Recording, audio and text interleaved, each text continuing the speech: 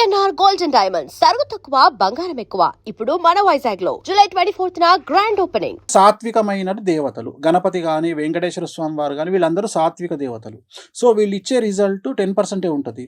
రెండవది వీళ్ళు కష్టాలని పోగొడతారు తప్ప సుఖాలని ఇవ్వరు.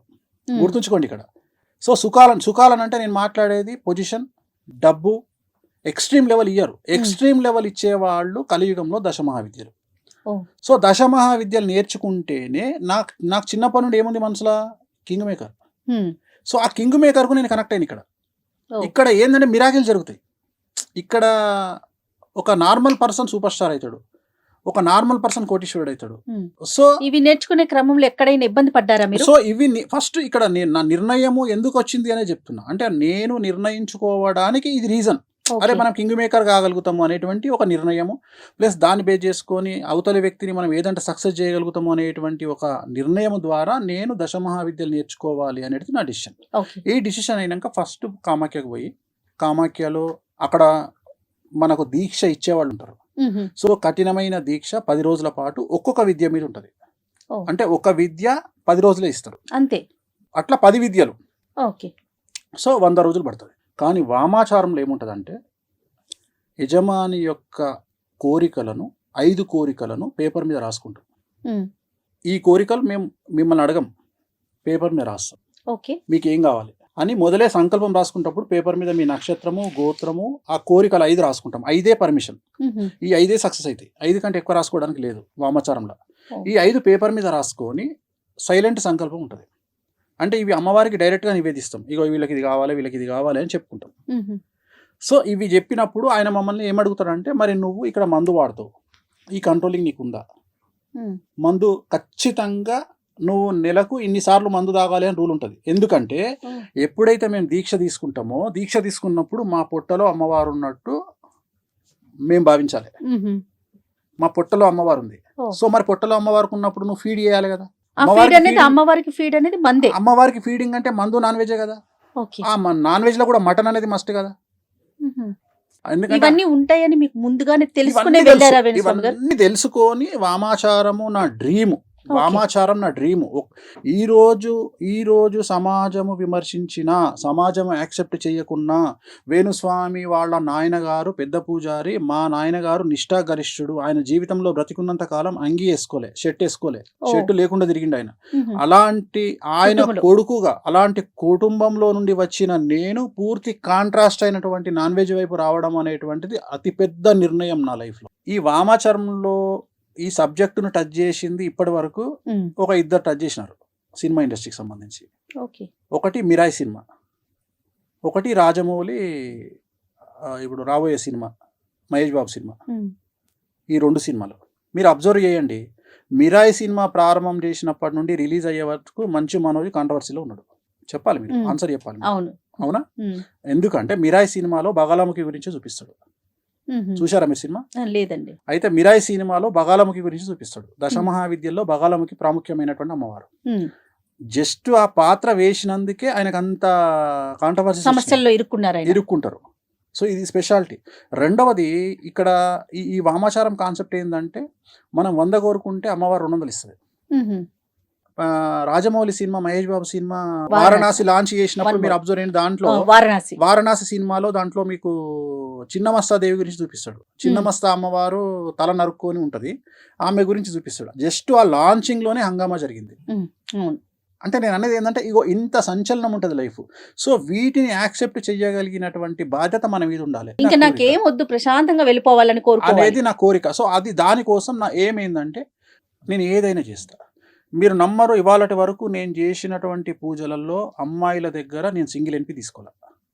ఇవాళటి వరకు, ఈ రోజు వరకు ఏ హీరోయిన్ దగ్గర కానీ, ఏ ఆర్టిస్ట్ దగ్గర కానీ, ఏ సెలబ్రిటీ దగ్గర కానీ నేను డబ్బులు తీసుకోను అమ్మాయిల దగ్గర. నేను అమ్మాయిని దేవతా స్వరూపంలో చూస్తా. మాకు ఫస్ట్ ఇచ్చేటువంటి రూల్ ఏంటంటే, మా నియమాలలో ఫస్ట్ నియమం ఏంటంటే, అమ్మాయిని స్త్రీని దేవతగా చూడాలి. ఎందుకంటే మేము పూజించే కామాఖ్య, మేము పూజించే దశమహావిద్యలు అన్నీ కూడా యోని రూపంలో ఉంటాయి. సో అందుకని ఏమంటాడంటే, నువ్వు ఫస్ట్ యోనిని వేరే రకంగా చూడకు, నువ్వు నీ పుట్టుకకు కారణమైనటువంటి ఒక అమ్మని చూసుకో, ఒక అమ్మవారిని చూసుకో. అందుకని మేము జీవితంలో ఏ అమ్మాయిని వేరే దృష్టితో చూడము. ఓన్లీ అమ్మవారి దృష్టితోనే చూస్తాం. మ్మ్. మా దృష్టిలో ప్రతిదీ అమ్మవారే. సో ఎక్స్ట్రీమ్ థింకింగ్ ఉంటుంది. ఆ థింకింగ్ను, ఆ కనెక్షన్ని ఏర్పాటు చేయగలిగిన వాడు మా గురువు. ఓకే. వెంకటస్వామి గారు, ఇప్పుడు మనం కంప్యూటర్కి మన బర్త్ డీటెయిల్స్ ఇచ్చేస్తే జాతకం వచ్చేస్తుంది, పూర్తిగా చెప్పేస్తుంది. ఇది ఒక పక్కన నడుస్తుంది. మరో పక్కన తంత్రం కానీ మంత్రం కానీ యంత్రం కానీ వీటిని నమ్మే వారి సంఖ్య కూడా పెరుగుతూనే ఉంది. రెండింటిని మీరు అసలు ఏ దృష్టితో చూస్తారు? అసలు నేను సైన్స్ కంటే, నేను మిగతా వాటికంటే వీటినే ఎక్కువ నమ్ముతా. ఎందుకు నమ్ముతా అంటే మ్మ్. తాంత్రికం కానీ, భక్తి కానీ, భయం కానీ, దాంట్లో మార్పు ఏదైనా కావచ్చు. కొంతమంది దేవుడి దగ్గరికి భయంతో వెళ్ళే వాళ్ళు ఉంటారు, కొంతమంది భక్తితో వెళ్ళే వాళ్ళు ఉంటారు, కొంతమంది ప్రేమతో వెళ్ళే వాళ్ళు ఉంటారు. ఓకే. గూగుల్ సెర్చ్లో 2000 సంవత్సరం తర్వాత కనుక మనం గూగుల్ సెర్చ్ చేస్తే టోటల్ జనాభాలో 8% మంది భగవంతుడి వైపు వచ్చినట్టు, భక్తి మార్గం వైపు వచ్చినట్టు గూగుల్ సర్వేలు చెప్తున్నాయి. 8%. 8% పెరిగింది.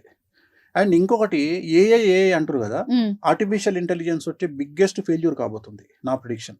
అంటే అది నేర్చుకోకపోతే, అది లేకపోతే భవిష్యత్తే లేదు అంటున్నారు కదా, కొన్ని జాబులు, కొన్ని జీవితాలకే క్వశ్చన్ మార్క్ వచ్చేస్తుందని వింటున్నాం. అంటున్నారు దానికి కదా. మీరేం చెప్తున్నారు? నేను అదే చెప్తున్నా. నేను నిజమైన వర్త్ ఉన్న క్యాండిడేట్, నిజమైన విద్య ఉన్న క్యాండిడేట్, ఆర్టిఫిషియల్ ఇంటెలిజెన్స్ రావడం వల్లనే మన వర్త్ తెలుస్తుంది. మీకు అర్థమైందా? మ్మ్. ఆర్టిఫిషియల్ అంటే మన కాంపిటీటర్ ఉన్నప్పుడే మన వర్త్ తెలుస్తుంది. మన సో విలువ ఇప్పటి వరకు మన కాంపిటీటర్ లేడు. మన బ్రెయిన్కు, హ్యూమన్ బ్రెయిన్కు కాంపిటీటర్ లేడు. మనం ఎన్నో దాటిపోయినాం. ఇప్పుడు అనేది మనకు ఒక కాంపిటీటర్కి వచ్చి ఇప్పుడు ఏమంటుందంటే నువ్వా నేనా అంటుంది. Yes. ఇప్పుడు నేను అని ప్రూవ్ చేసుకునే అవకాశం వచ్చింది. Oh. ఇప్పుడు చాట్ జీపీటీలో మీరు మీ డేట్ ఆఫ్ బర్త్, మీ టైం కొట్టంగానే జాతకం చెప్తుంది. అవును. మీరు వేరే జ్యోతిష్కుడి దగ్గరికి పోవాలంటే ఎప్పుడు పోతారంటే చాట్ జీపీటీ కంటే ఇంకేదో విషయం అవతల మీకు ఆ జ్యోతిష్కుడు చెప్పగలిగినప్పుడే పోతారు.